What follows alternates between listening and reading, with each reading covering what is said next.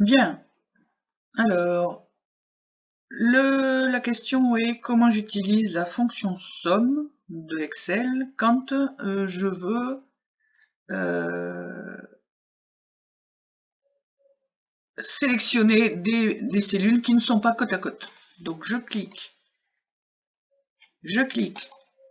sur ma cellule, celle dans laquelle je veux réaliser ma somme. Je veux faire la somme de quoi? De la cellule qui contient vendu pour le premier semestre et de celle qui veut additionner vendu dans le deuxième. Donc je vais cliquer là-haut sur la fonction somme. Je clique une seule fois. Attention, il faut que j'ai d'abord sélectionné la cellule dans laquelle je veux faire cette somme. Donc je clique sur le bouton somme. Là, par défaut, il va me proposer d'additionner toutes les cellules qui contiennent un nombre qui sont sur sa gauche.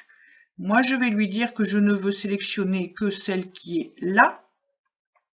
Et c'est là que maintenant, il faut que j'enfonce la touche contrôle du clavier. Donc j'enfonce ma touche, je la garde enfoncée et je clique sur la deuxième cellule. Et là, qu'est-ce qu'on voit? Il a bien écrit la référence de la cellule G5. Et comme j'ai enfoncé la touche contrôle, il a mis un point-virgule pour indiquer qu'il voulait uniquement G5 et D5 et pas de G5, enfin de là jusque là. Donc la touche contrôle est enfoncée non pas sur la première cellule sélectionnée, mais sur les suivantes. Au moment où je clique sur les suivantes, il faut que cette touche contrôle soit enfoncée pour qu'il rajoute à la sélection. Donc effectivement, je pourrais écrire moi-même à la main égale somme parenthèse G5 point virgule D5 parenthèse.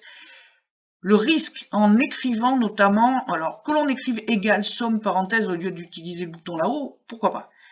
Le risque d'écrire soi-même les références, c'est qu'on peut se tromper. Parce que là, il n'y a pas beaucoup de cellules, il n'y a pas beaucoup de lignes, il n'y a pas beaucoup de colonnes, mais si on met beaucoup d'éléments et qu'on doit aller chercher la cellule AA 2435, il est possible qu'en essayant de voir quel est le numéro de ligne et de colonne, on se trompe. Alors que là, on clique sur la cellule et Excel ne se trompe pas. Voilà.